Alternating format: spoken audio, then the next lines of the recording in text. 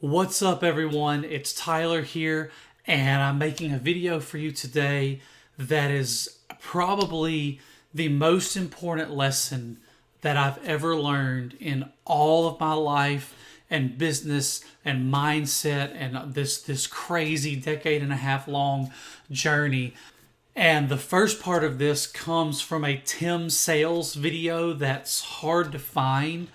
I found it probably about 10 years ago, and it absolutely changed my life. And so the first thing I want to talk about is what the lower class, middle class, and upper class do on payday when they get paid. The second thing that I want to talk about is give you some examples to show you how mindset affects the way you use your money. And the last thing that I want to do is teach you how to have expensive fun the right way. So let's dive right into the first thing, what the lower class, middle class, and upper class do on payday. Now understand, this is not a dig or a criticism at anyone and what people choose to do with their life. This is based on research. This is based on spending habits. This is based on psychology. This is simply a lesson based on data, real world data of what people do with their money. That's it. So let's start with the lower class. What do the lower class do on payday? They spend their money on stuff. And when I say stuff, I just mean things. I mean knickknacks. I mean things at the dollar store. They spend their money on things that have absolutely no value, no resale value, things that don't produce money. They spend their money on stuff that they hang on the walls and that they put on their counters. They fill their house with things. And the psychology behind it is just that, we all want to buy things and have things that enrich our lives, and each class does different things. Well, with the lower class, it tends to just be purchases of stuff that make people feel good, make people feel like they have a lot. An example Tim Sales uses in his video is just, have you ever been to someone's house that just had stuff? The countertops were full of stuff. They had shelves full of stuff. The table full of stuff. You have to move things to be able to sit and eat at the table. Just things, decorations, just stuff. They'll buy nice tennis shoes and nice Beats headphones and things like that, but it takes every dollar that they have. They have no savings, they have no investments, they have no long term.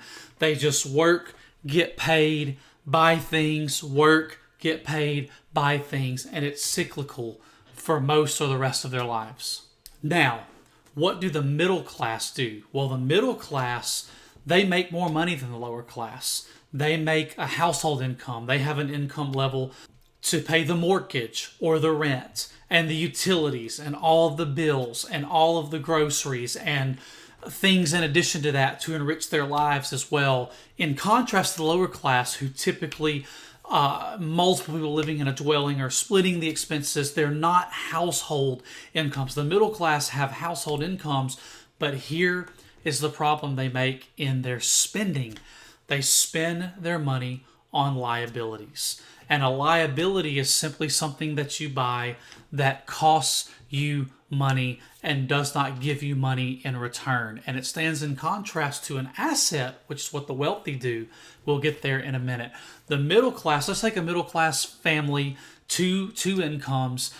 Their household income ranges from 100 to 200,000 a year, so somewhere from 10 to 15, 16, 17,000 a month. Before taxes, after taxes, they bring home 10 or 12K a month, which is very livable. But what they do is they just live on that money. They take on a $2,000 or $3,000 a month mortgage. They take on 2 or 3 car payments a month for $500 or $1,000 a piece. And so what they do is they buy the boat and the RV, and they have all these things that are liabilities because cars lose value as soon as you buy them, and they don't produce money, but they cost you. So you make $15,000 this month, but then you go and make a down payment on a car and take on a new $1,000 a month expense. And so you've got the house and you've got the 2 nice cars and you've got the extra car, the Corvette or whatever it is. And all of those things cost money, but they don't produce money. They are liabilities. It's a good lifestyle, but they have to continue to work and get paid to afford those things. And those things will never ultimately produce any money that help them be able to stop working and still have an income, which brings us exactly to what the upper class do on payday. When they get paid, when they make money, when money comes in, they spend and invest their money into assets. And an asset is simply defined as something that you buy and something that you have that produces money. Wealthy people spend their money on things that will produce money. Period. That's what they do. And then those things will produce money forever or for a really, really long time and have value. Real estate is such a great example of that. If you buy a house and you rent that house, if you have $300,000 and you buy a house for $300,000, first of all, the money's not spent because that house is actually worth that. And in most markets and most of the time, it's going to appreciate over time. And you put a renter in it, a tenant in it, you put someone living in it and paying rent, and it's going to produce a couple $1,000s a month in income back to you. And you can sell that house at any time and get that lump sum back. It's an asset. Something interesting about houses is Robert Kiyosaki does not define the house that you live in as an asset. It only becomes an asset if you stop living in it and start renting it, or you sell it and you pocket appreciation. But as long as you live in it, it's not actually something that you own that produces money. Even if it's going up in value, you don't see that until you sell it. So that's an interesting distinction, because most middle class people think of their house as the biggest asset in their life, because typically everything else is just vehicles, and they work at their jobs and they don't have other things producing money, but they consider mortgaging a house an asset, and Robert Kiyosaki does not define it as that. So there's a caveat regarding a house. So here's an example of how this works. We've already talked about how a person in the middle class will spend money on something that adds a new expense to their monthly income and cash flow that doesn't produce any money back. But a wealthy person, or a person with a wealth mentality, is going to look for something to buy. They'll go buy some land. That land holds values. They could immediately sell that land and get their money back, and maybe build something to house 20 or 50 boats for people, and then start renting out boat garages or RV garages. That's an asset. They go buy or build some storage units and start renting the storage units out to people. There's an asset. Even a vehicle can be an asset. If a wealthy person goes and buys a truck and they buy some lawn equipment, and then they hire a couple of guys to start cutting grass, and they can ultimately turn a profit out of that, that's an asset. Whatever they buy that they then use to bring money back to them is an asset. Of course, rental properties is an asset. Here's another one: buying a website. If there's a website that produces $50,000 a month, and someone acquired that website for $1.5 million,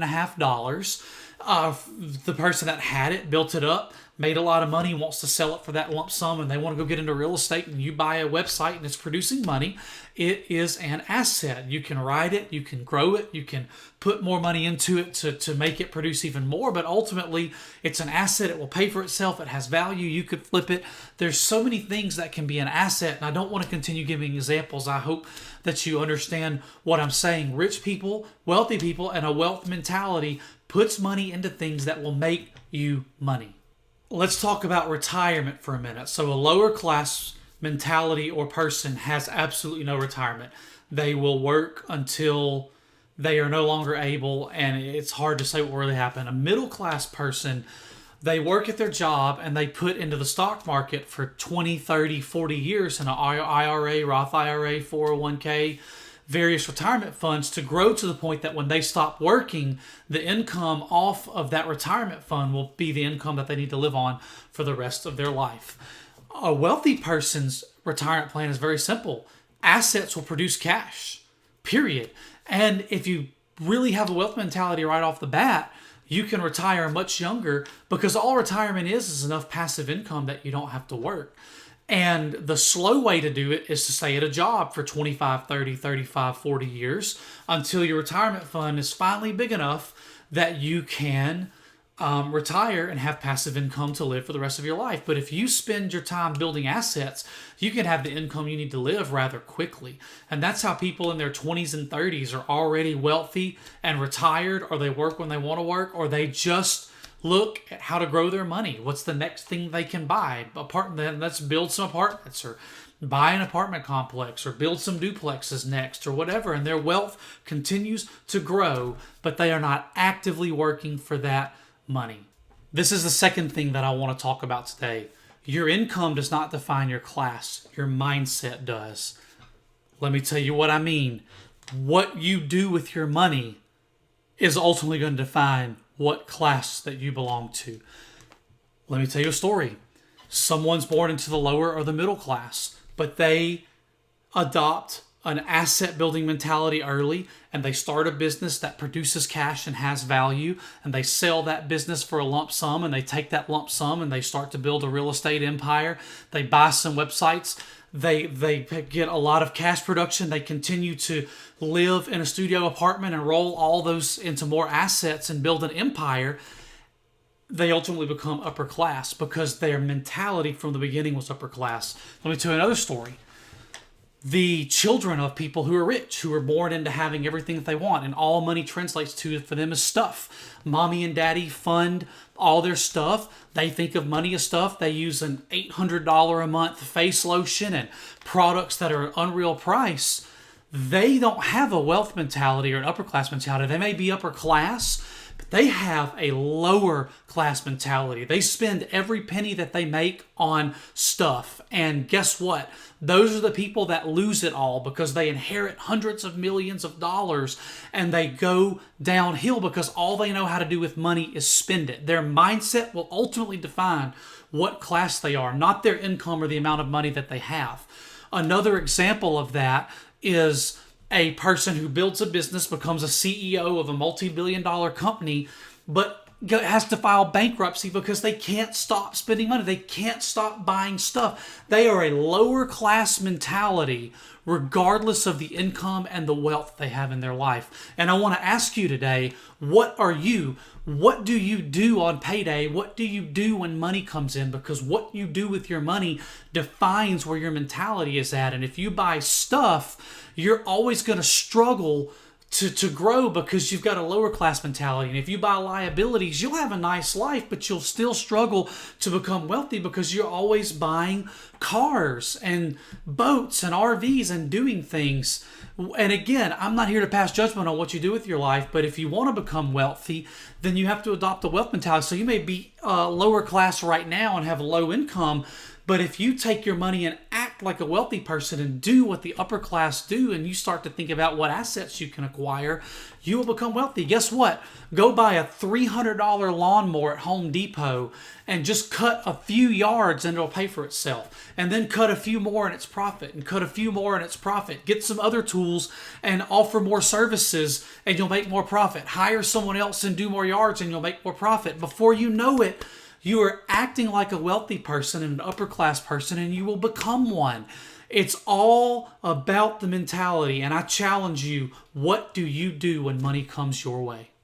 So the last thing that I want to talk to you about today is how to have fun the right way. Because rich people, they have Ferraris, Lambos, Corvettes. They've got a couple dozen vehicles, and they have a lot of fun, but they do it the right way.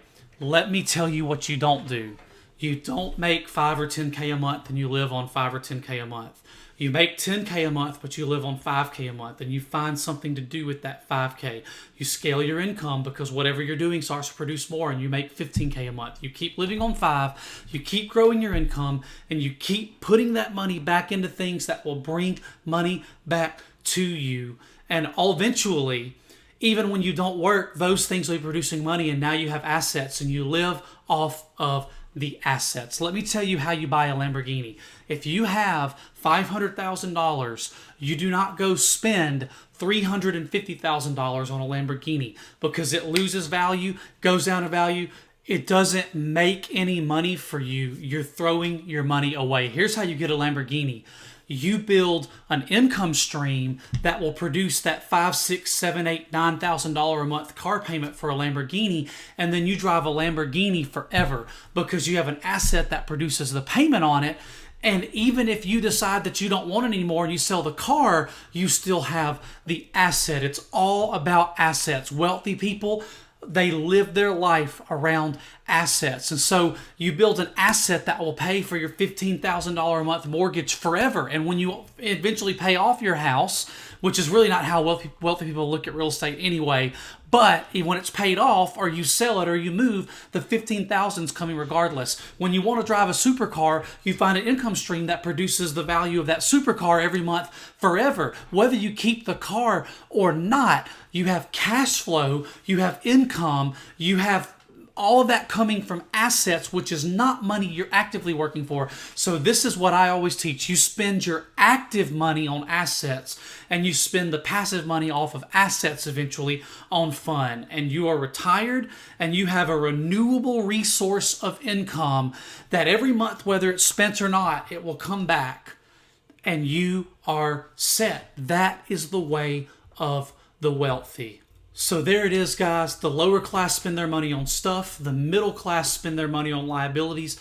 But the upper class, the wealthy, they buy assets. And when you have assets, you can actually have the stuff and the liabilities that you want for the rest of your life and not be actively working to enjoy those things. It's really that simple. That information that changed my life forever. I'm on this path right now of building assets and building wealth. I live below my means. I live reasonably, and I'm putting my money towards my future. And it is an incredible journey. And I really hope that what I've shared today has helped you as much as it helped me. I hope that it will help to shape you the way that it shaped me. And I believe in you, and I know that you can do it. And one day you can have all the things that you want and more. You can bless the people around you far more than you used to would ever have even been able to do something like that for yourself, because wealth is a powerful tool. And so thank you so much for tuning into this video, guys. And I believe in you, and I'll see you in the next one.